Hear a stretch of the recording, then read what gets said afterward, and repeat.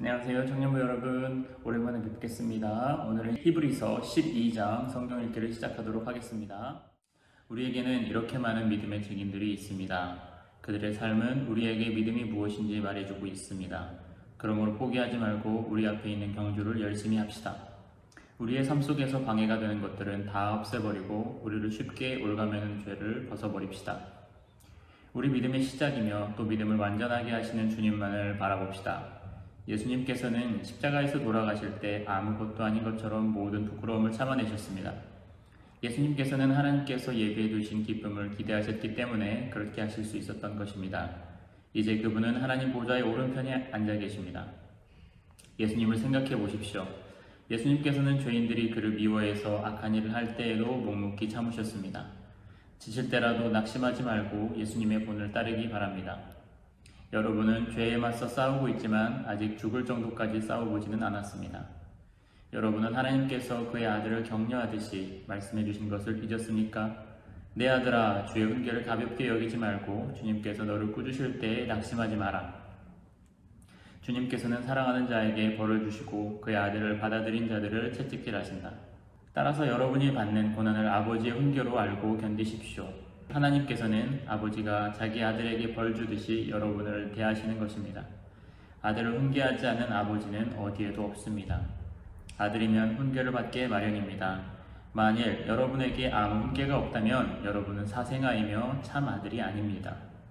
우리는 이 땅에서 모든 육체의 아버지가 있습니다. 그 아버지가 우리를 훈계한다 해도 공격하는데 하물며 영의 아버지의 훈계를 받아들여야 하는 것은 말할 필요도 없지 않습니까?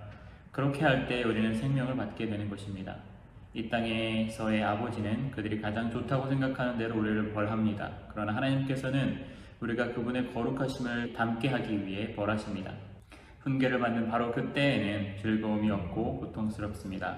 그러나 후에 그 훈계 때문에 더 나은 사람이 된다면 우리에게 평안이 있을 것입니다. 왜냐하면 우리가 올바른 길 안에서 살아가게 되었기 때문입니다. 여러분은 피곤한 손과 연약한 무릎을 강하게 하여 일어나십시오. 올바른 길을 가십시오. 그러면 다리 저는 사람이 절뚝거리지 않고 고침을 받게 될 것입니다. 모든 사람과 사이좋게 지내며 거룩하게 사십시오. 만일 삶이 거룩하지 못하다면 결코 주님을 만나지 못할 것입니다. 아무도 하나님의 은혜를 놓치지 않도록 주의하시기 바랍니다. 여러분 가운데 쓴뿌리와 같은 사람들이 생겨나지 못하게 하십시오. 그런 사람은 많은 사람을 괴롭히거나 더럽힙니다. 성적인 죄를 범하지 말며 에서처럼 하나님을 생각하지 않는 사람이 없도록 하십시오. 에서는 맏아들로서 아버지의 모든 것을 다 받을 수 있었지만 한 그릇에 먹을 것을 위하여 맏아들의 특권을 팔고 말았습니다. 여러분도 알다시피 에서는 그 후에 아버지의 축복을 받기 위해 울면서 부탁했지만 거절당했으며 회개할 기회를 얻지 못했습니다. 여러분이 도착할 곳은 손으로 만질 수 있거나 불이 타오르는 산도 아니고 어두움과 슬픔과 폭풍이 일어나는 산도 아닙니다. 또한 나팔소리와 음성이 들려오는 산도 아닙니다. 이스라엘 백성이 산에서 들려오는 음성을 들었을 때 그들은 더 이상 하나님께서 말씀하시지 않도록 부탁했습니다.